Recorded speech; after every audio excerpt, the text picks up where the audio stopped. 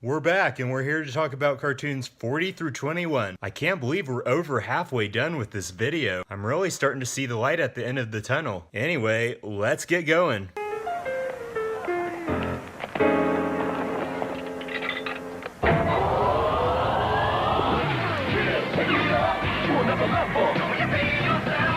Break it down. Kick it in. Get down. Come on, kick it. WB yourself.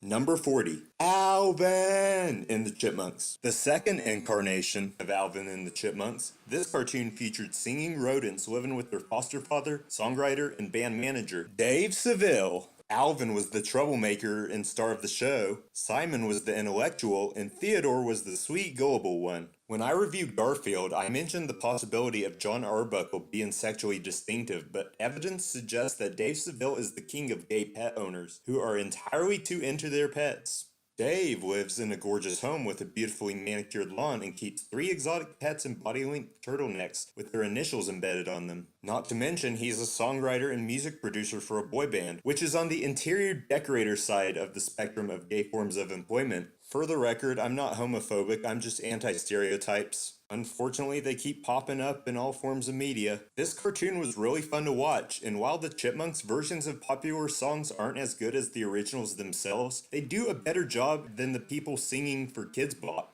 Hashtag Kidz Bop is literally Hitler. In 1987, an animated film based on the Saturday morning cartoon was released, and it is one of my favorite non-Disney animated films of all time. Miss Miller is fucking funny. Now, let's see. Albert gets the raisin bread. Simon gets the English muffins. Theodore gets the banana bread, the orange slices, the cereal, the bowl of yogurt, the peanut butter sandwich.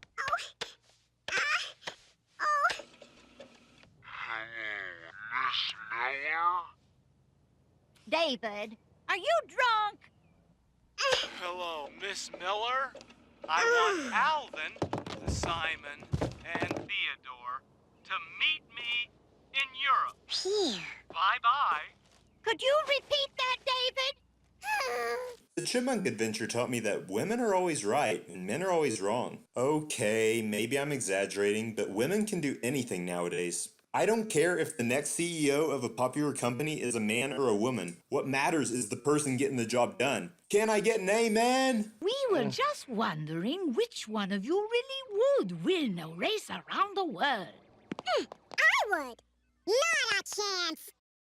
Number 39, The Amazing Chan and the Chan Clan. Every Saturday morning cartoon has had a token minority character, otherwise we'd be assuming that the animators were overt racists. Fat Albert and the Cosby Kids consisted entirely of African American characters, Johnny Quest had an Indian character, Quick Draw McGraw had a Hispanic character, and now we have a Saturday morning cartoon about an Asian American family, Chinese to be exact. The Amazing Chan and the Chan Clan was based loosely on the Earl Durr Biggers novels about a Chinese detective named Charlie Chan, and for a Saturday morning cartoon, it was pretty good. I'm really surprised that this cartoon ran for only 1 season. I thought the show was very unique compared to most of the Hanna-Barbera animated shows I watched growing up. The premise of the show revolves around Mr. Chan. I'm sure he has a first name, but you'll never remember that. His 10 children and their dog, Choo Choo. Whoa, Mr. Chan has 10 children? Last time I checked, China had this one-child policy. They're always solving mysteries around the city, with the children helping their father in every episode. That was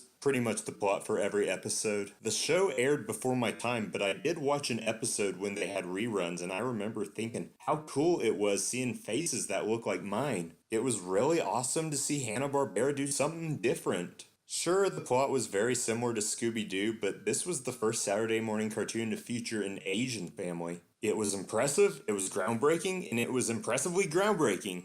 I really liked the name of the show. Learning about this show inspired me to think of an idea for another minority-based Saturday morning cartoon, Navy Seal and the Lebanese Lesbians.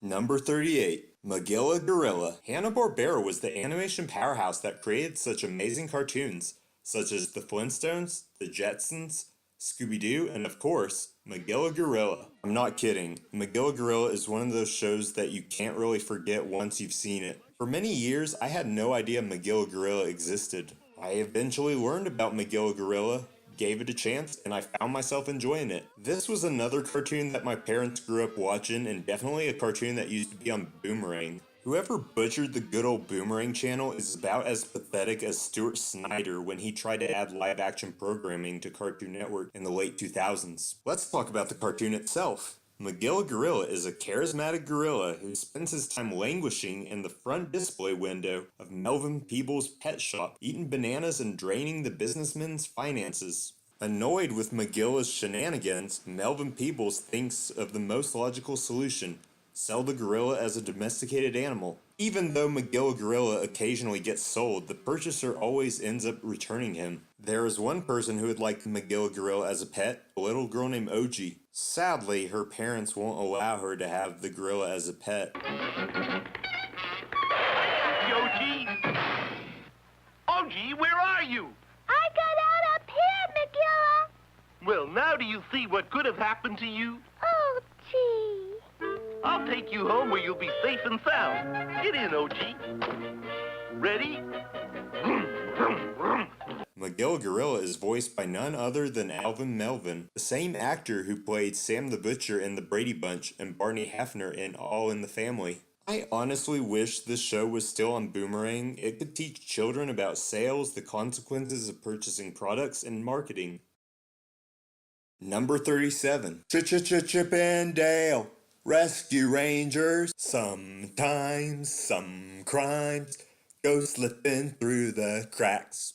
Yeah, the theme song to Chip and Dale Rescue Rangers is incredibly catchy and got us hyped on the famous chipmunk duo running a detective agency. Chip is the brown chipmunk with a black nose, and he's modeled after Indiana Jones. Meanwhile, Dale is the reddish-brown chipmunk with a red nose, and he's modeled after Magnum P.I. In addition to Chip and Dale, other characters on the show include Gadget, the girl mouse, Monterey Jack, a mustache mouse that speaks in an Australian accent, and Zipper, a green fly. The pint-sized detectives spend most of their time dealing with crimes, but are often prevented by the diabolical Fat Cat, who I always thought was a feline version of Chris Christie. Hello, my galvanized feline friend. The characters allowed for a lot of inventive storylines and ideas.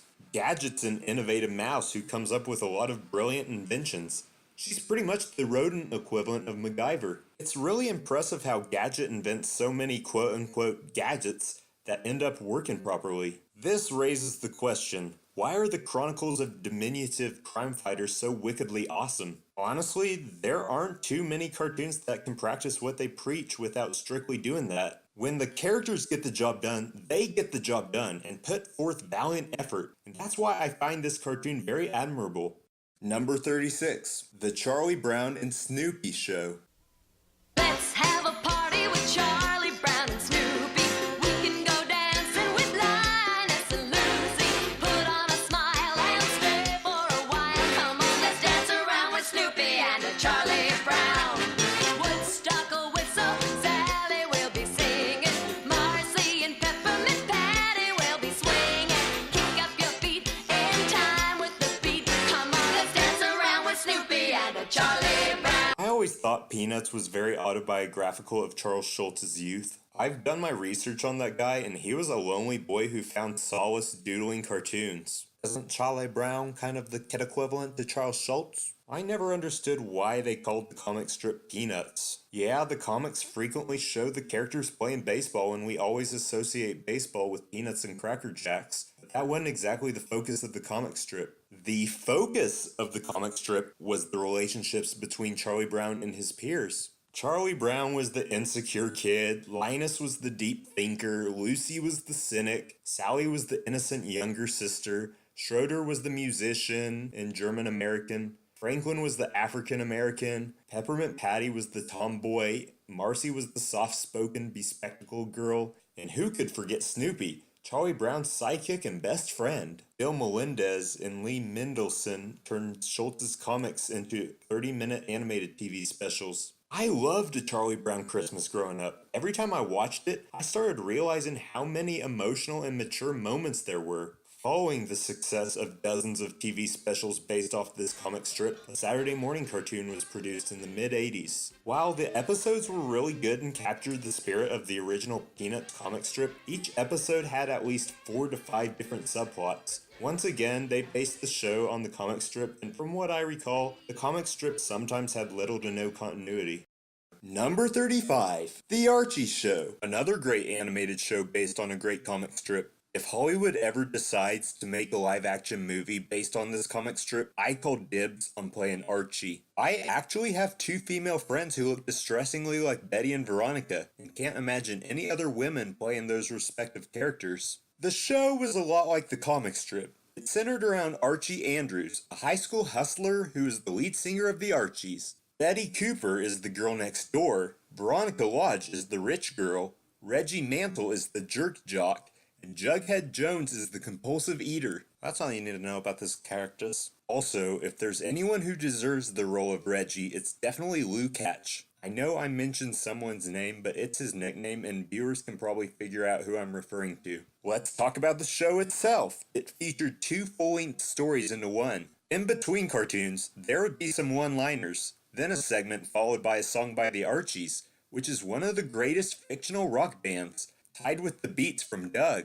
Being a cartoon from the mid-70s, the one-liner jokes were the kiddie equivalent of the jokes you'd hear on Rowan and Martin's Laugh-In. For all the positive aspects the Archie show has, there are lots of drawbacks. The animation isn't that spectacular, and they use a laugh track way too much. I never cared for TV shows that used the laugh track excessively. Laugh tracks are the equivalent of permanent tattoos when it comes to post-production equipment. They're very tacky but popular among certain demographics. Despite its many deficiencies, I still think that the Archie show is a really cool cartoon.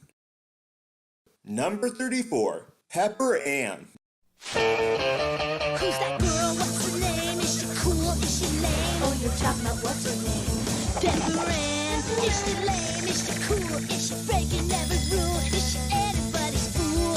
Pepper Ann. Even though I think college is so much better than high school, I will admit that high school was a lot better than middle school. Middle school was, by far, the weirdest stage of my life. Why not make a Saturday morning cartoon based on it? Pepper Ann is a nerdy 12-year-old girl who supposedly has schizophrenia, is comfortable in her own skin, and goes through experiences that most teenagers experience. Her best friends include Nikki Little, who went from being a typical bully, I'll admit that I bullied people in middle school too, to a soft-spoken nice girl, and Milo Kamalani, a Hawaiian-American boy who enjoys drawing and painting. Not only was Pepper Ann a very unique cartoon, but this cartoon featured one of the most dynamic portrayals of adolescence on television. Not to mention that Pepper Ann was the first cartoon created by an all-female staff. Pepper Ann lived a crazy life with her younger sister and recently divorced mother. Maybe they're giving the dad the off-screen treatment, I wouldn't know the answer. Truth be told, I always thought Pepper Ann was just the female equivalent of Doug. Not to go into too many spoilers, but Pepper Ann sort of reminds me of Judy Funny. Maybe it's because she's socially awkward. After rewatching some of these episodes, I have to admit that Pepper Ann is a Saturday morning cartoon that was way ahead of its time. The mother was a feminist, her younger sister identified as a non-binary, and Pepper Ann was the ordinary cisgender. Swiss ginger. Yes, I just created a new mondegreen. In an ideological paradise, gender really wouldn't have to enter it, but gender was such a huge part of what made Pepper Ann an awesome show. What made Pepper Ann such a unique character was being comfortable in her own skin and her constant struggle between trying to conform and trying to be herself. Number 33, Fat Albert and the Cosby Kids. Hey, hey, hey, you're in time for this review. And I'm gonna sing a song for you, and Bill's gonna show you a thing or two. I loved this cartoon as a kid. I still love it now. Before you say anything, yes, this is a great cartoon. I know you'll probably hate me for liking this cartoon because it was created by Bill Cosby, and we all know he spent 5 decades raping women and getting away with it. However, it was very educational and one of the few Saturday morning cartoons to feature a predominantly black cast. Unlike most cartoons from the 1970s, which were created by Hanna-Barbera, Fat Albert was created by Filmation. It had a wonderful cast of characters, and they're basically the Wu-Tang Clan before they found their calling in life as rappers. You all know Fat Albert, the protagonist who desperately needs to lose weight, but there was also Mushmouth, Weird Harold, Rudy, and Dumb Donald. There were 3 other characters on the show, but I don't remember their names. Fat Albert and his friends spend most of their time hanging out in the North Philadelphia junkyard, cultivating their intellects and encouraging viewers to do the same. All the characters were created by Ambi Palawoda, a former Disney animator. To say this show is Bill Cosby during his prime is clearly an understatement. Fat Albert managed to teach valuable lessons without being overly preachy, and the show does a terrific job demonstrating that. It was more kid-friendly than Sanford and Son, but it wasn't as kid-oriented as Sesame Street. Elissa better be careful. Anger is 1 letter short of danger. Number 32, The Jetsons. I love the Jetsons theme song. Who doesn't? We're introduced to a family of 4, bumbling father George, materialistic mother Jane, stereotypical teen girl Judy, and charming boy Elroy. They have a pet dog named Astro, who is a Great Dane, just like Scooby-Doo. Something I've always noticed in the opening theme song is that Jane steals George's wallet after she's given a $20 bill. Meet George Jetson. His boy Elroy. Daughter Judy. Jane, his wife. Hey, no. I took this one out for you. You take this one, I keep this. You are not taking my whole wallet so you can go shopping. I was just gonna buy some groceries. Bullshit. Fucking thief. I didn't enjoy the show as much as the Flintstones, but it was still really good and one of Hanna-Barbera's best animated TV shows. Solar tribute to our friends from Orbit City.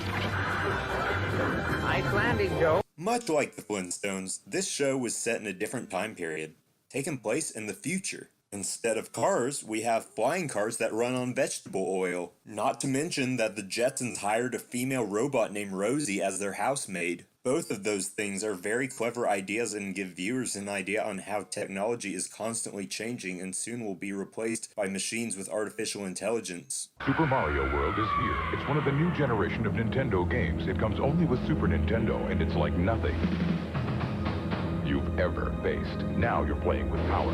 Superpower. For all the cool futuristic aspects being showcased in the Jetsons, there are a lot of what-ifs in the Jetsons universe that may have substantial bearing on modern demographics. What if George drove a flying bus or monorail in lieu of a flying car? What if Jane was employed as an attorney or engineer? What if the show had an African-American character? The nostalgia for the futurism of yesteryear has powerful consequences for the way that we talk about ourselves as a nation. The rise of technology has deprived our youth, and as long as we use technology responsibly, we won't succumb to this kind of mental illness. Believe it or not, this show was one of the few cartoons to be revived after cancellation. The Jetsons first aired in 1962 and ended in 1963, generating 24 episodes. Fast forward 5 years later and color television would replace black and white television. In the mid-80s, after countless reruns of existing episodes, Hanna-Barbera began producing new Jetsons episodes for syndication purposes. In 1985, 41 new episodes were produced.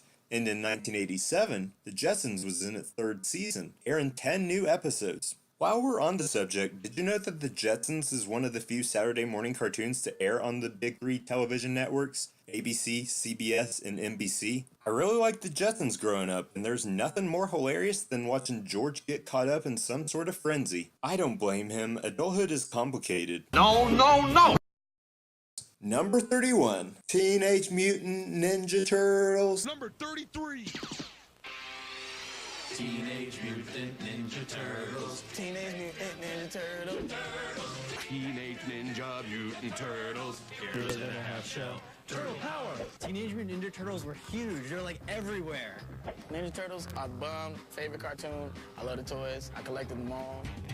We have Donatello. Leonardo. I like Raphael. Everybody liked Michelangelo because he was kind of laid back and he was the one who would say like cowabunga. Cowabunga! Now we're talking Saturday morning cartoons. I loved this show when I was a kid. I still love this show today. Turtles are some of my favorite animals, along with wombats, porcupines, dogs, and sheep. Teenage Mutant Ninja Turtles centered around 4 teenage anthropomorphic turtles named after Italian Renaissance artists. They're all proficient in taijutsu, thanks to their mentor Splinter, a mutant rat. What do we know about the 4 turtles? Leonardo is the leader of the group and the philosophical turtle, characterized by his blue mask and 2 katanas. Michelangelo is the laid-back turtle who talks like a stereotypical 90s surfer dude, characterized by his orange bandana and nunchucks. Also, Michelangelo said cowabunga before Bart Simpson uttered that phrase. Donatello is the inventor, scientist, and the smartest of the turtles, characterized by his purple mask and bow staffs. Last but not least, Raphael is the aggressive turtle, characterized by his red mask and twin sai. Of course, there were other characters in the show like April O'Neil, a television reporter for Channel 6 News. She didn't get as much screen time as the Ninja Turtles, but she was still a likable character. One thing I really admire about the 4 turtles is that they all have unique personalities that intertwine with one another. If 2 of the 4 turtles held the same disposition, it would be boring. I have 4 male friends and they all have personalities reminiscent of the turtles. Seriously, how can this show get any better? You've got 4 turtles living under a sewer in New York City who live off Italian food. They've got weapons in their hands so they'll be prepared to fight when the time comes. Believe it or not, Teenage Mutant Ninja Turtles actually taught children how to prioritize, and that's something they'll need to learn as they get older. This phone bill got a charge for $2,000 to 1-900-RAF-FUCK. Fuck, man, that's gonna cut into my pizza budget, man, and they just came out with a new cheese joint. What the fuck is up with all the noise out here? Fuck the noise, man. What's up with this charge right here to 1-900-RAF-FUCK? I ain't do nothing. I'm not gonna lie, I'm a little pissed off at him that he did that he called the 900 joints, but seriously, look at him. He a ugly ass dude. Ain't nobody gonna wanna fuck that. I don't know none of the hoe. Master Splinter, we cool, we go way back, yo. You like 1,000 years old and shit. I understand that. But yo, you never watch that shit you got on, and you ugly as fuck. You ain't never gonna get no hoe like that, man. We gotta do something about this. I don't need no help. I'm a motherfucking pimp. There's some debate over whether Teenage Mutant Ninja Turtles is an 80s or 90s cartoon. Most of us associate Teenage Mutant Ninja Turtles with the 80s, but in the early 90s, Teenage Mutant Ninja Turtles was the heavyweight champion of Saturday morning cartoons. Much like He-Man and Thundercats, this show existed to sell merchandise, but marketers struck gold when they turned Teenage Mutant Ninja Turtles into a Saturday morning cartoon. There were Teenage Mutant Ninja Turtles pies, Teenage Mutant Ninja Turtles pizza, Teenage Mutant Ninja Turtles coloring books, you name it. I know that most people will say that SpongeBob is the gold standard of cartoons, but nothing will be as classic as Teenage Mutant Ninja Turtles, Heroes in a Half Shell, Turtle Power. Number 30, Cat Dog. 1 cat, 1 dog, 1 body. Can you imagine the boardroom pitch for this show? Cat Dog is full of questions that never get answered. For instance, how the hell do they go to the bathroom? Are the canine and feline friends or enemies? Somewhere between biology class and Napoleon Dynamite's obsession with ligers, we all know that a cat/dog hybrid animal is biologically impossible. Instead of making the animal half cat, half dog, they go the more polarizing route, sharing the same entity. On one end, you have a rational cat who likes things organized, and on the other end, you have a giddy dog who enjoys raising hell. Hijinks ensue from there. The episodes revolved around Cat and Dog's daily adventures and the struggles of 2 different personalities sharing a single body. Cat Dog was known for its cruel humor, bleak setting, and ragtag group of characters, becoming one of Nickelodeon's most polarized cartoons. It's already pretty polarized when you have 2 different animals on opposite ends. Nevertheless, Cat Dog is a perfect representation of an essential 90s cartoon. It takes the well-known trope of cats versus dogs and exploits it like crazy. Since the cat and dog have completely different personalities, there is always a huge push or pull between the 2 when any situation arises, and that led to some great humor. Number 29, Hey Arnold. Stoop kids afraid to leave the stoop. Stoop kids afraid to leave the stoop. Stoop kids afraid to leave the stoop. Hey Arnold was legendary to the max. It's centered around a 4th grader named Arnold Shortman. It took me 16 years to learn his last name. A normal person living in a crazy world. Like most cartoon characters, Arnold is an only child. In fact, he doesn't even live with his parents. He lives with his grandparents. Arnold's best friend is a black guy named Gerald Johansson, who looks like a cross between Will Smith and Kid from Kid and Play. Gerald was my favorite character on the show, and no, not just because he was African American, but because he had a more developed personality than Arnold. I'm not saying that Arnold is a flat character, but he's just your typical straight arrow nice kid waiting to grow up. Don't anticipate it. Life was much easier when I was your age. Arnold's most distinctive feature is his football-shaped head, and Seth MacFarlane borrowed that element to create the intellectual baby Stewie Griffin, as he was creating characters for Family Guy. But hey, nobody finds their voice instantaneously. Animation is built on plagiarism. Unfortunately, Arnold does not wear a kilt, and that's actually his plaid shirt worn under his green sweater. The deuteragonist on the show is Helga Pataki, Arnold's stalker who has a prominent unibrow and one of the least attractive names. To make matters worse, she has a sister named Olga, and she's a perfectionist. The supporting characters on the show include Phoebe,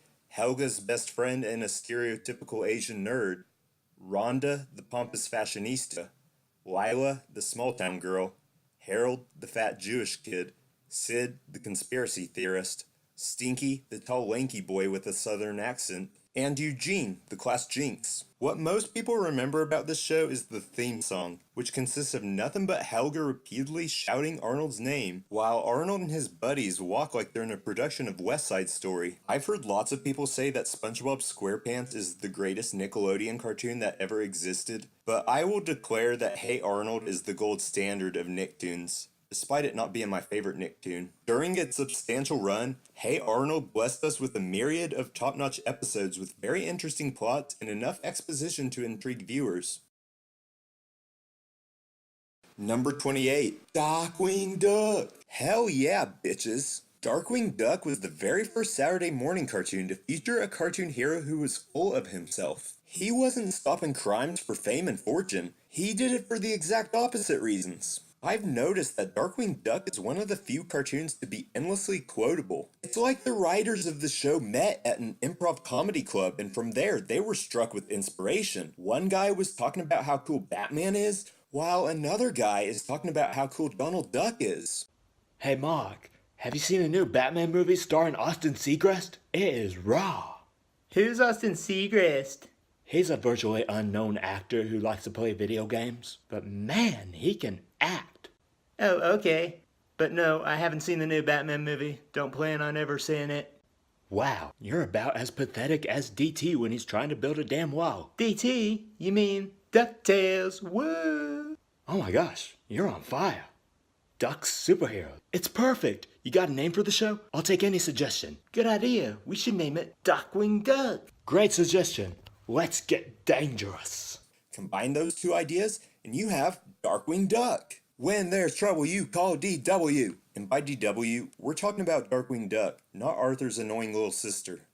I am the terror that flaps in the night. Darkwing Duck really struck a chord with me when he uttered that sentence. You all know Darkwing Duck. I had it all under control. Let me guess, you've come to help. But there were many other characters who had prominent roles in the show. There was Launchpad McQuack, DW's best friend who was a reoccurring character in the show DuckTales, Gossel and Mallard, a rebellious girl duck who is basically Chucky Finster in duck form, and a small chicken named Honker. For the villains, you had Negaduck, who is essentially an evil version of DW, a shocking rodent named Megavolt, who looks a little bit like Goofy, an insane clown named Quackerjack, and a crime boss named Steelbeak. Imagine Foulmouth grown up and losing his beak by swearing to Colombian drug lords. Honestly, Darkwing Duck was the last of the Disney Afternoon's great TV shows. Armed with a gas gun and a massive ego, Darkwing Duck battled bad guys and defended the city of St. Canard, all while providing his own narration.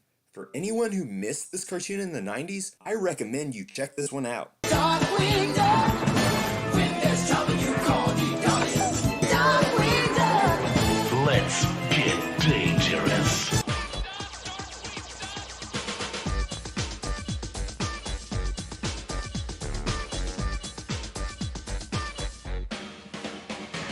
Whack smack, what was that? What was that? Darkwing Duck is on the attack.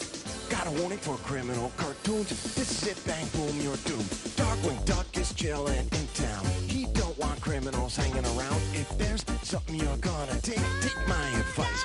Play it safe. Number 27, The New Adventures of Winnie the Pooh. To those who saw part 2 of the Top 100 Saturday morning cartoons, I mentioned that Welcome to Pooh Corner was the precursor to The New Adventures of Winnie the Pooh, and then comparing it to how Carmen Sandiego started off as a live-action game show before becoming a cartoon. That's right, Winnie the Pooh began as a live-action TV show that was literally the definition of the uncanny valley. Pooh is a happy bear that lives off honey because he lives in the Hana Acre woods. I'm just now realizing that. Keeping it 1 Hana. His best friend is Tigger, voiced by Paul Winchell, a tiger with ADHD. There's also Piglet, and I have no idea if Piglet is a boy or a girl. I know that in some episodes, the characters will use masculine pronouns when referring to Piglet, not to mention he's voiced by a man, John Fiedler, but he's female at heart since he speaks in a squeaky voice and has a bashful personality. Hypothetically speaking, Winnie the Pooh might be the first cartoon to advocate sex reassignment surgery. Rabbit, the leporine equivalent of Mr. McGregor, is just as bad, if not worse. His voice sounds like it could be a high-pitched man or an old, deep-voiced woman. Eeyore is a pessimistic donkey with a nail in his anus. Owl is the smart yet scatterbrained nocturnal bird. Kanga and Roo are a mother kangaroo and her joey. And Gopher is an underground rodent who speaks with a speech impediment, always whistling out his sibilant consonants. You got yourself a deal!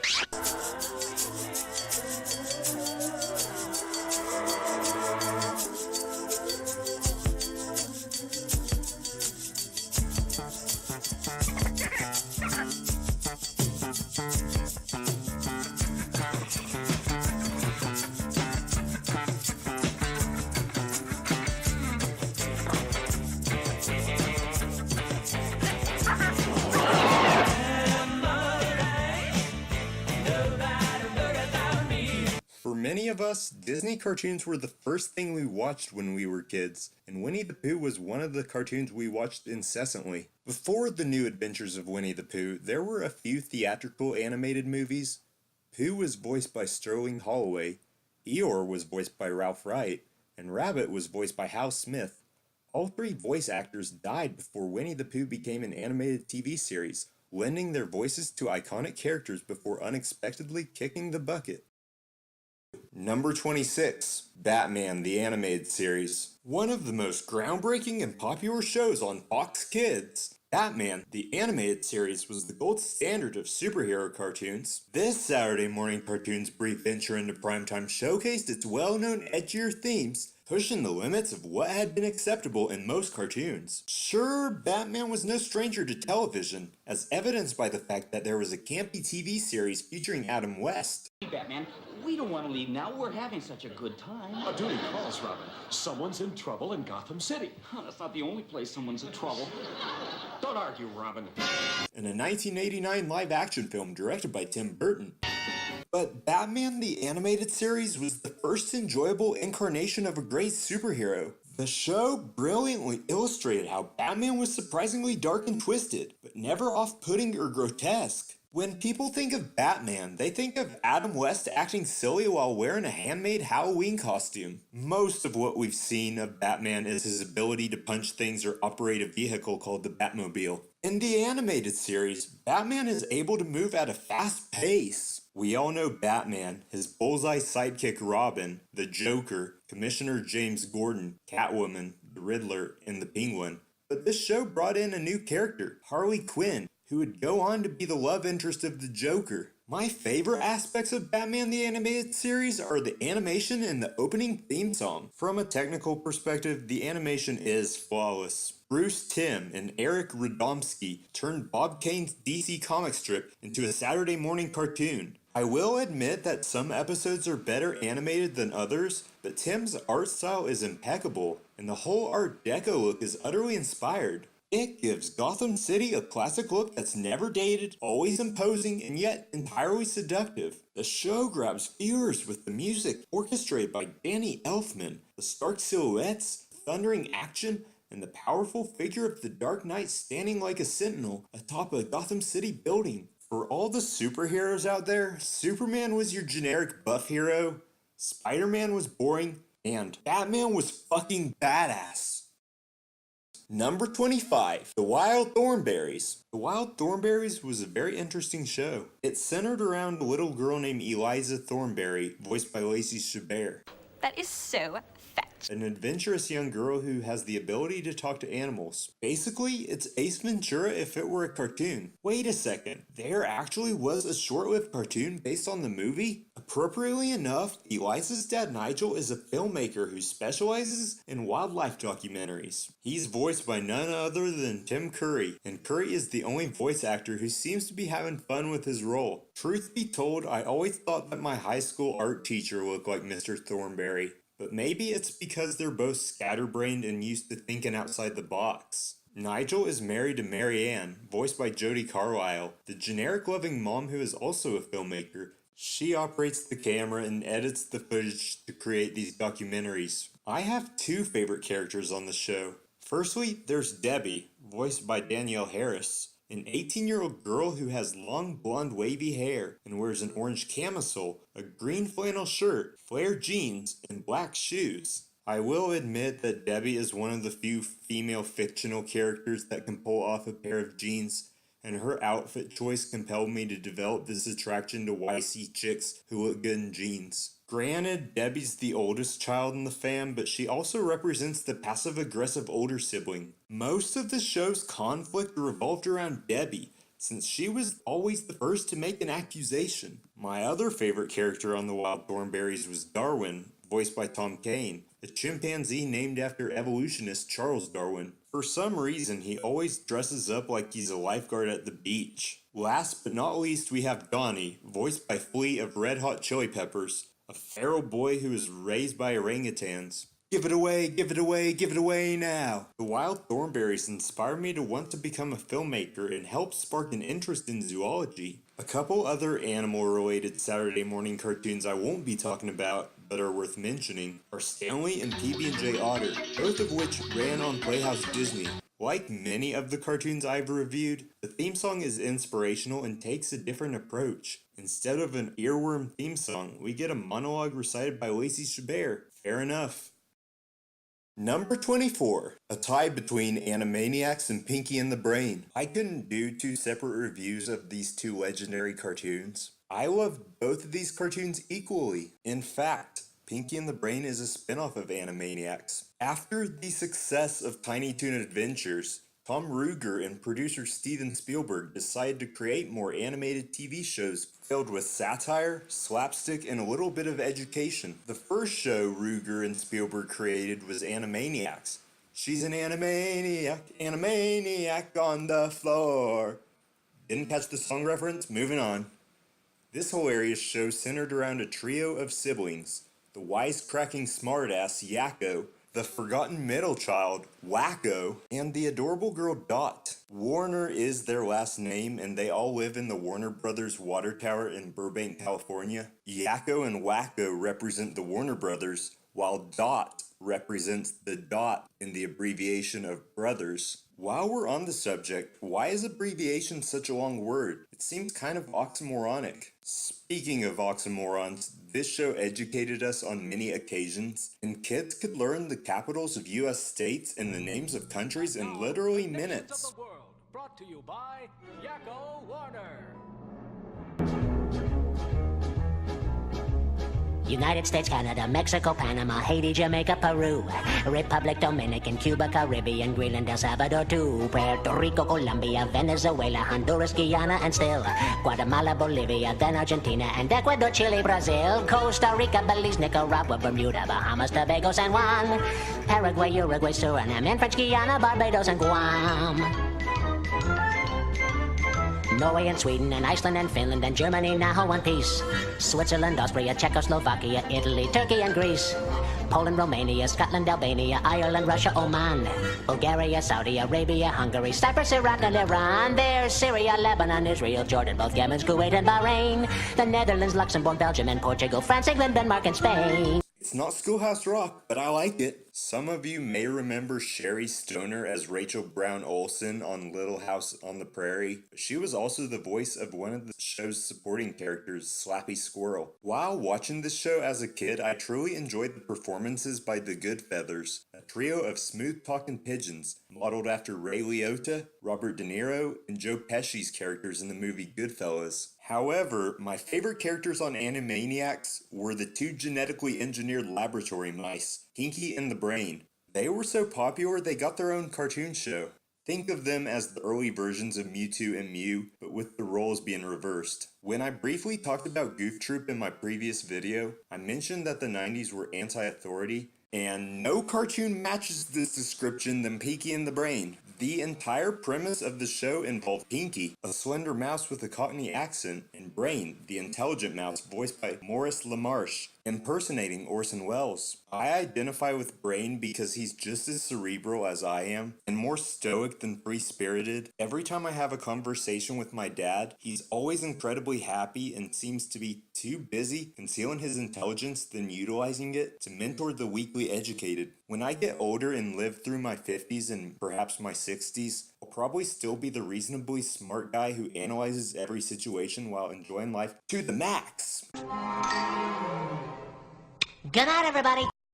Number 23, Space Ghost, and Space Ghost Coast to Coast. After Ted Turner acquired the rights to MGM from Kurt Kerkorian before selling it back to avoid debt, Turner turned MGM's film and television library into a 24-hour network channel. What was the result? Cartoon Network. Needless to say, there was a separate channel called Boomerang that showed old cartoons like The Flintstones, Huckleberry Hound, and Johnny Quest, but unfortunately that pay cable television channel abandoned all their classic cartoons and replaced them with modern cartoons that I don't give a shit about. Cartoon Network went through many phases and eras, and it all began with the checkerboard era, which lasted from 1992 to 1997. The very first animated series to be produced by Cartoon Network was Space Ghost Coast to Coast, a revival of the classic 60s animated show Space Ghost, created by Alex Toth. Many people claim that this was the show that broke the mold for Cartoon Network. It took an old property and took a new spin on it. Space Ghost was a superhero who looked a little bit like Batman, but he sported a mask without bat ears, a mostly white suit, and a yellow cape. His real name is Tad Eustace. Space Ghost always fought villains such as Moltar and Zorak. Space Ghost was an influential show that was responsible for the birth of many great cartoons, including Family Guy and Aqua Teen Hunger Force.